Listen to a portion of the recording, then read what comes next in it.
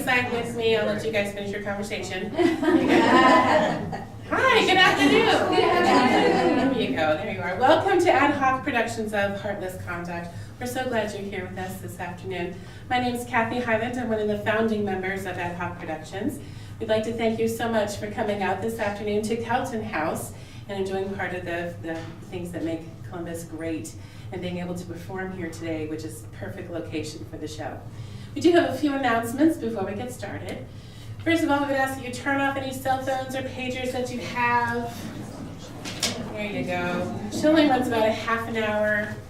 If people need to get in touch with you now, half an hour, it's all good. We do have 2 emergency exits here as well. There's one to your left and one to your right. There is also a bathroom up the ramp here if you need that as well.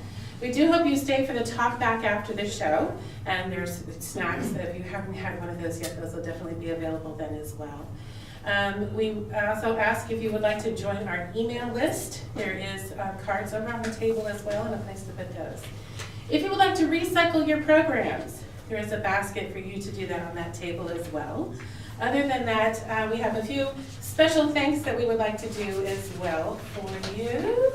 If you've noticed the pictures on the front, there is one of Robert Lincoln on the left, the picture of Mary Lincoln, and the ghostly figure of Abraham. If you look, it looks like she's got epaulets on her shoulders. Those are his hands. And if you go up, you can see the outline of his face. That is a real picture that was taken of her, of Mary. And that is from the Allen County Public Library and Indiana State Museum. So that's a real picture that was taken of Mary, and that's what happened. Abraham showed up, yes. Wow. Yeah, okay. We would also like to thank the Kelton House Museum and Garden and Junior League of Columbus for being available this weekend and last weekend for us to do the show here in this perfect space. And we would also just like to thank the founding members as well. Leslie Robinson, who is our author, is there behind you. Monique Carpenter. Monique Carpenter, our director, is also a founding member with Leslie, and Ann Tishman, who is our stage manager, is a founding member as well. And unfortunately, a person who does most of our publicity and marketing for us, Angela Palazzola, was not feeling well today, but she's the other founding member, and we would truly like to thank all of them for their help with this show. Other than that, thank you so much for coming out this afternoon, and we hope you enjoy Heartless Conduct.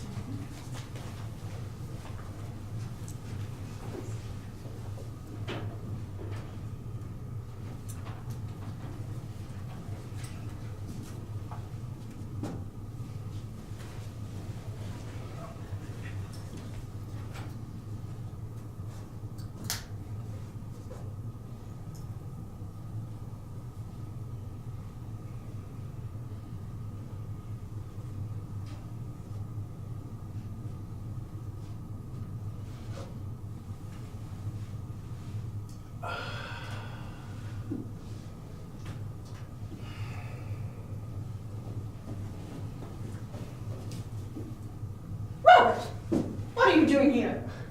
Hello, Mother. It's nice to see you, too. I told you I want nothing to do with you. Yes, I know, but you did say you wanted me to return these bonds. You should have had someone else deliver them. You are not welcome here. This is Aunt Lizzie's house. I believe she gets to decide who's welcome here, not you. Well, you've made your delivery. Why don't you leave now?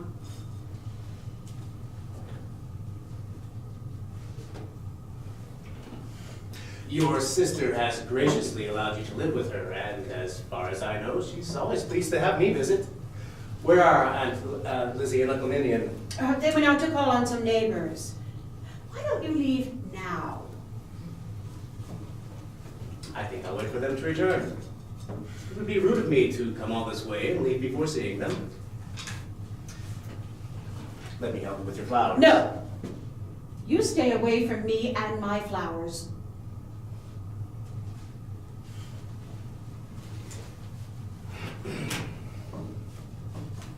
How are you, Mother? As if you really care. It's been only a matter of days since you lost the conservatorship to my finances, and now here you are, waiting to see what new ways you can claim that I'm insane. And here I thought I'd find you in a more pleasant mood. I mean, you have control over your money now, and the nation thinks you've regained your sanity. I never lost it in the first place. Yet here you are complaining about a visit from your son. I think it only proper for a son to visit his mother. A year ago, you thought it only proper to lock me away in a madhouse. I can't understand why you are still so angry. It's over. You got what you wanted.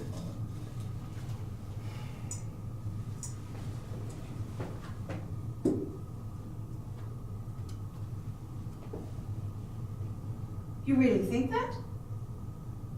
I haven't had what I wanted for 11 years. Nothing has been right in my life since they took your father from me. And certainly nothing has been right since you made the world believe I was insane. No, you did that yourself. I don't understand why you hold on to this ill will towards me. You were hardly in Bellevue for any amount of time. No thanks to you. I didn't choose to be in an insane asylum for any amount of time at all. And since my release, I've had to live with my family's eyes constantly on me, always waiting for me to make a mistake so you can send me back there. I think you know it's not likely you'll be going back to Bellevue. And the press watches me like a hawk too, No, just waiting for another chance to malign my character. I should think you'd be quite fond of the press, since they and that suffragette friend of yours helped you win your release. You certainly weren't going to help me.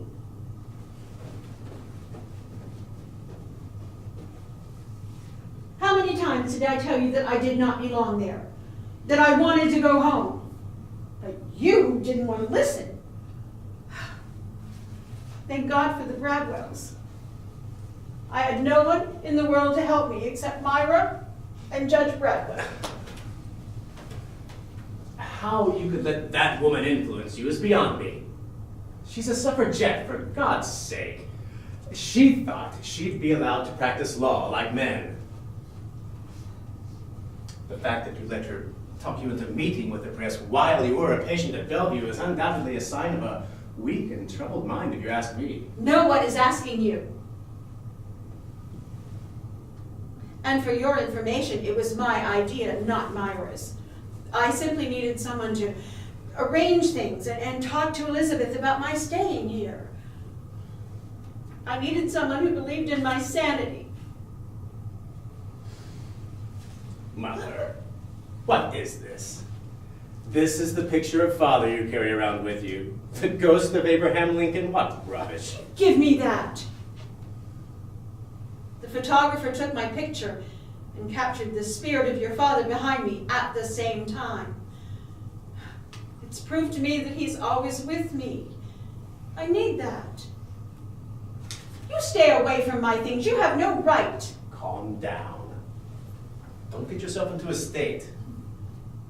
It worries me, your interest in all of this fraudulent hocus pocus. My beliefs are none of your concern. It gives me comfort. And there's nothing wrong with a person wanting to find comfort. Your father understood. He even attended a seance with me at the White House. Yes, I know. Father tolerated a great deal when it came to you. He loved me. I miss him every day. Do you miss him? Miss him? I have always missed him.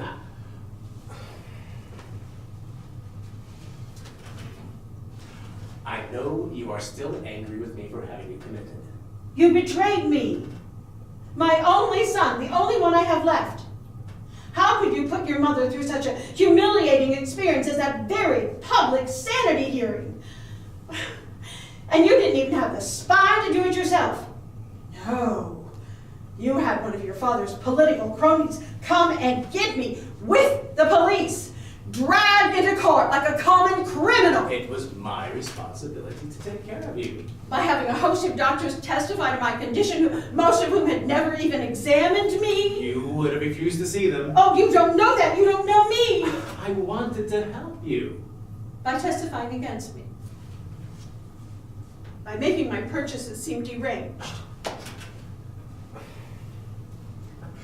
Your closets were bursting with things you would never use. Buying yards of lace for curtains when you don't even own a house is mad. Material things don't leave you. You told the court you thought I was insane. You might as well have stabbed me in the heart. Now, Mother, it's not good for your health to hold on to this resentment. Why can't you get past it? You took my freedom away. Control over my own things just dragged out from under me. But you can't understand that, can you? After all, there are no men locked up in Bellevue. Bellevue is a decent place.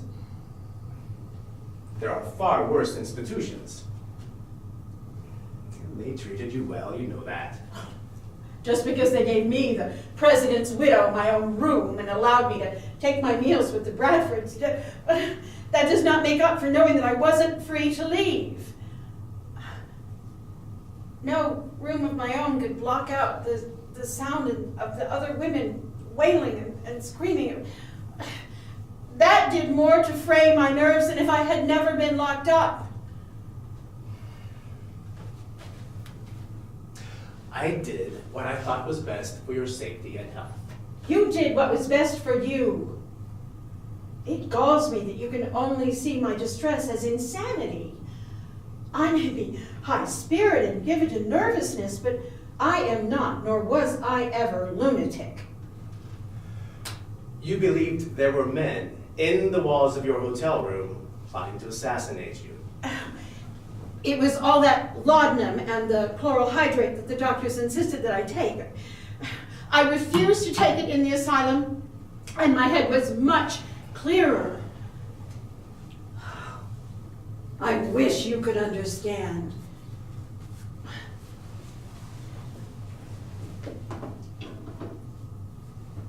Since Willie died, my life has been one of constant grief. Just think, first Willie, and then your father, and then Tad. Well, it's too much. I live with grief every day. And then there are occasions where the feelings become even more unsettling. I am not proud of my behavior that spring. I was so convinced that you were ill when you weren't. And so sure that someone wanted to murder me. The idea that someone wanted to assassinate me seemed so real. As real as your father's was. Now, don't turn away from me. I live with that night every day. But sometimes it's more than a memory. Sometimes it's as though it's happening again. As though it's alive in my mind and in my body. The smell of whiskey is all around us, and I know it's that vile Mr. Booth standing right behind us. And I'm waiting for the gun to go off, like it did that night. But I can't stop the waiting or hold at bay what will happen next.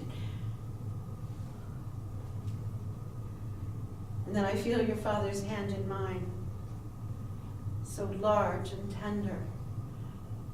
And for the tiniest moment, I am so happy again. And then I feel it. The bullet. It hit your father, but I feel it too.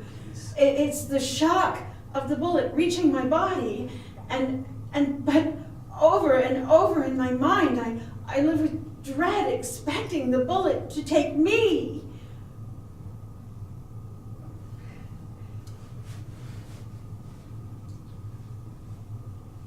I know this behavior isn't reasonable, Robert, but it's not insanity.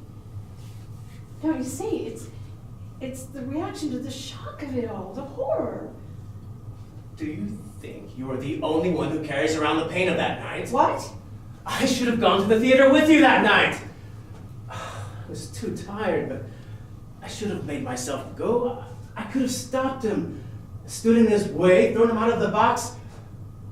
I could have protected Father if I'd been there. You think you're the only one affected?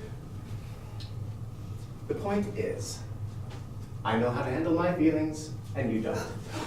Oh, now, don't excite yourself. Oh, you have no feelings. You were like that since you were born. Cold as a stone wall. If I tried to hold and comfort you as a baby, you pushed me away. Must have mistaken you for a pillow coming to suffocate me. Whether you believe it or not, I loved you. You were my baby, my firstborn. I may have made mistakes with you, but I didn't know a thing about keeping a house or raising children. I was raised to have servants. Slaves. But your father and I had no money. I had to learn as I went along and do it all myself. Or maybe I let you spend too much time with your grandfather Todd. He was always so formal and removed. I'm very fond of my memories with Grandfather. Everything he taught me has stood me well. Your father was away so often when you were little, if you remember, either campaigning or on the law circuit. So many decisions I had to make on my own. It was a lot of responsibility. I was so young. It was so frightening. Just about everything was frightening to you. That's what I remember. I don't know what you mean. Thunderstorms, for one thing. Seems like they never happened until Father was away. And then I'd be the one left to comfort you. I'm sure you exaggerate. I do not exaggerate. You have always been so critical of me. Really, of both your father and me. We weren't patrician enough for you.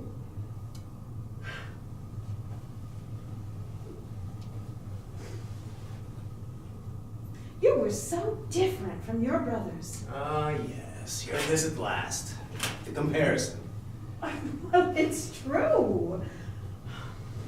Willie and Tad were so playful and affectionate as children. Oh, so was Eddie, except that he died so young. Really, Robert? You were so serious and aloof as a child. Well, the role of favorite was taken by every other boy in the household. Sirius was all that was left. I don't know how many times your father remarked on how different you were from the rest of us. We used to wonder where you came from. My brothers never had the opportunity to grow up and be serious and responsible. Eddie and Willie died so young, and Tad, well, he was so tied to your skirts in He college. was growing into a fine young gentleman before his last illness. You were never going to let him go and make a life for himself. Oh, stop that. He was a great help and comfort to me after your father died, when he went to Europe with me. He would have made a fine life for himself if he hadn't died. If he could have extracted himself from your apron strings. Look, I'm just facing reality, something you seem to have a problem doing.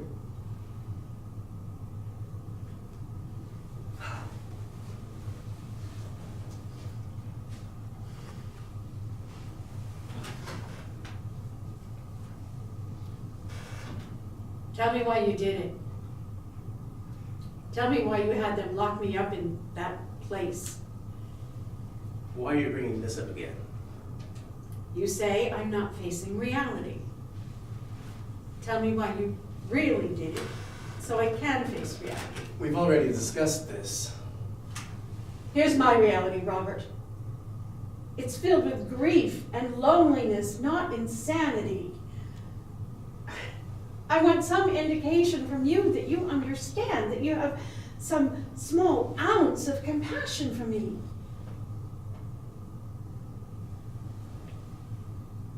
Or maybe you can't understand what it is to lose your children and the love of your life. For God's sake, I lost a father and all of my brothers. It's not the same. I simply got tired. What? Tired. I was tired of the hysterics. I couldn't take care of you and your nerves anymore. I knew people would criticize my decision, but I worried also what others would think if I just let you go on that way. What others would think? What about me? No thought at all to my feelings. Oh, you are so cruel. It wasn't easy for me to do, but 30 years was enough. 30 years? What are you talking about? Nothing. Tell me what you mean. I just mean...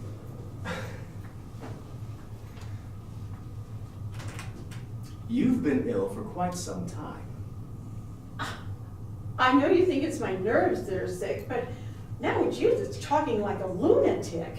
30 years, that's practically your life. I know what I'm saying. I cannot remember a time when your emotions weren't exaggerated or out of control. Not in my entire life. Having strong emotions is not insanity. Yes, it is. When coupled with appalling behavior, it is. What on earth are you saying?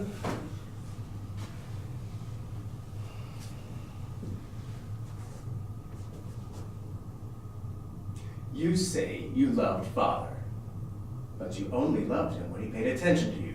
Don't you tell me how I felt about your father. You have no understanding of a love like ours. I'm not finished. You hit Father with a log from the fireplace. When I was a child, I remember it. Robert, that's not true. Well, that can't be true. Don't deny it. I was just a boy, but I remember what I saw and heard. Yeah, I will admit I was the louder of the two of us when we argued. But I would never hurt someone I loved. It must have been a poke. Maybe you saw me poke him with the wood. You hit him right across the face! And simply for not answering you. He was sitting in his rocker, deep in thought, and you couldn't stand his attention away from you. I couldn't stop you. I wanted to stop you, but I couldn't. What could I do as a little boy? I wanted him to fight back, but all he did was walk out of the house and leave me there with you. Why didn't he shake you till you dropped?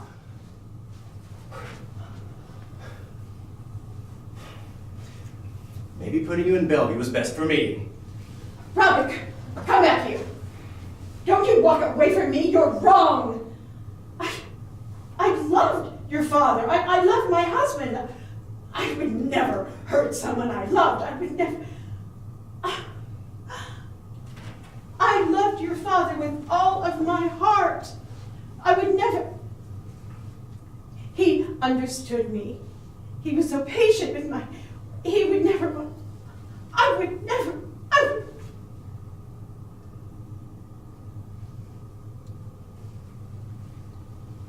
You always calmed my nerves, Mr. Lincoln. You always forgave me. Robert must be wrong.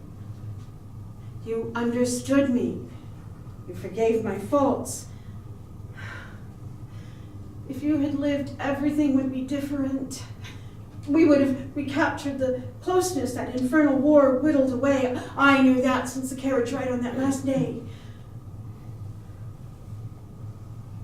Maybe Tad would have grown stronger and not succumbed to illness if you had lived. Maybe Robert and I wouldn't be where we are today. Don't embarrass yourself.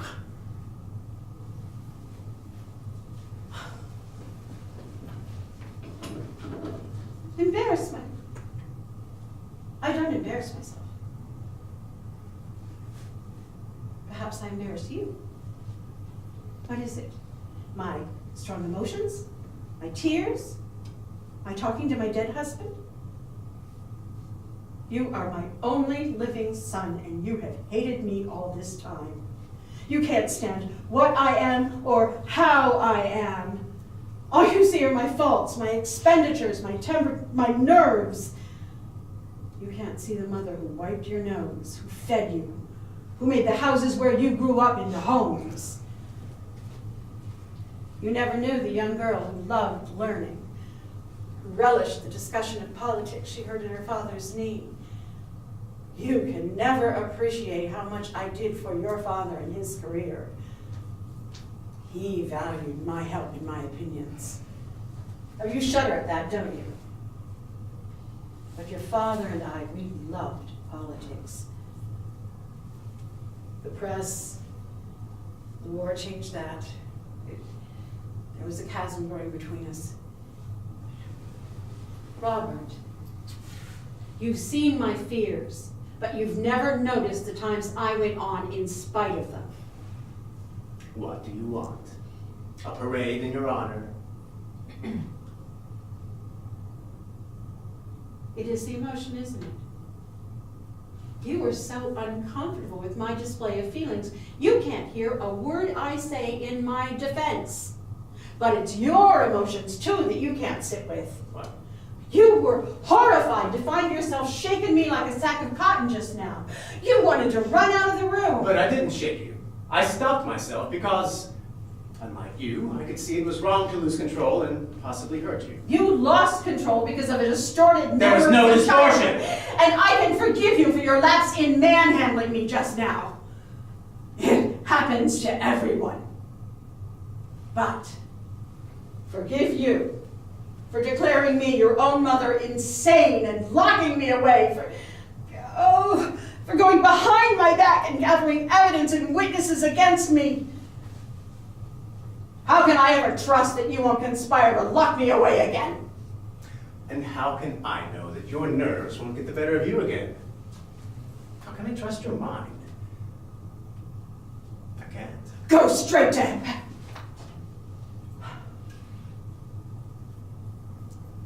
That's what's waiting for you, you know. You won't be joining your father and your brothers and me in the afterlife. Not after your heartless conduct. Get out. Get out! Get out! I don't want to ever see you again!